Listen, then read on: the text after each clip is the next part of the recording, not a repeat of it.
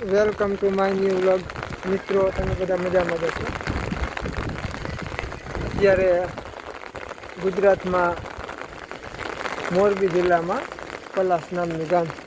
છેલ્લા 2 કલાકમાં એટલો વરસાદ વરહાણો કે નદીઓ એનો રસ્તો ભૂલી ગઈ અને ગામમાં ઘૂસી ગઈ. તમે આ જો આ નાની નદી છે, ફક્ત 50-60 ફૂટની જ નદી છે. આ દેરી દેખાય એની ઓલી બાજુ નદી છે. એ અત્યારે જાણે એનો વહેણ માર્ગ ભૂલી ગયો જેવું લાગે છે. તમે જો અહીંયાથી માંડીને અહીંયા પણ જો આ બધી નદીનું પાણી અહીંથી ગામમાં ગરી રહ્યું છે. ખૂબ જ મોટી તરાજી સર્જી નાખીએ. તમે આ જો નદી, અહીંયા જો સામાન્ય જનાવર પણ આ કુદરતના પ્રકોપમાં આવી ગયા છે. અહીંયા કણે એને આ બાજુ આવવું છે પણ એ નથી આવી શકતા કે નહીં કાંઈ. જો આ ગામની બજાર કહેવાય, પણ અત્યારે ગામની બજારોમાં પણ નદીના પાણી વહી રહ્યા છે.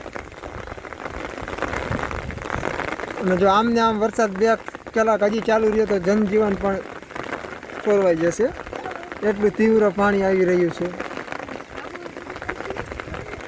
આમ જો ગામ લોકો તો જાણે આ વરસાદના પાણી જોવા માટે જ ઊભા છે, કારણ કે આટલું પાણી મેં મારી જિંદગીમાં નથી જોયું. આમ જો બધે જ ગામ લોકો આ વરસાદના પાણી જોવા માટે અહીંયા આવી ગયા છે.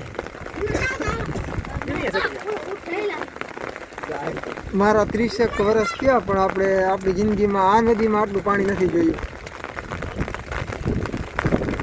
અને છેલ્લા 2 કલાકમાં તો એટલો વરસાદ થયો કે આ બધે જ જળબંબાકાર કરી નાખે.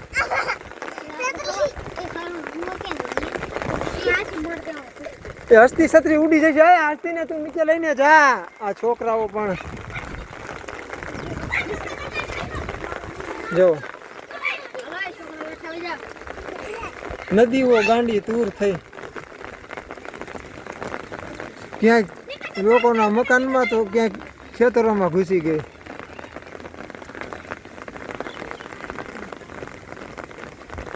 જો આ પાણી અમારા આ ફરિયામાં બધું પાણી રહ્યું. આ પાણી નદીનું પાણી છે જે અમારા ફરિયાની આ અહીંયાથી પસાર થઈને જાય. જો આ બધું નદીનું પાણી છે.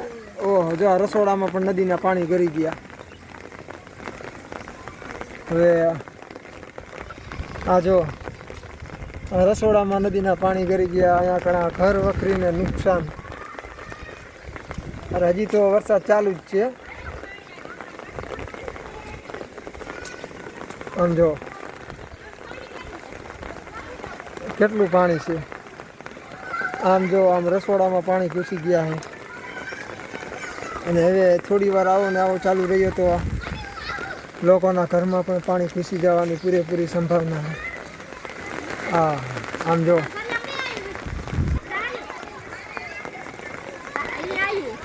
લોકો જાણે ગાંડા. આમ જો જો ગામમાં આટલા પાણી અત્યારે વહી રહ્યા. તો મિત્રો, આપણા નાના એવા બ્લોગનું અહીંયા ધ્યાન કરીએ અને કુદરતને ફક્ત એટલી જ પ્રાર્થના કે હવે 1-2 કલાક રહી જાય તો આ પાણી બધા રોકાઈ જાય.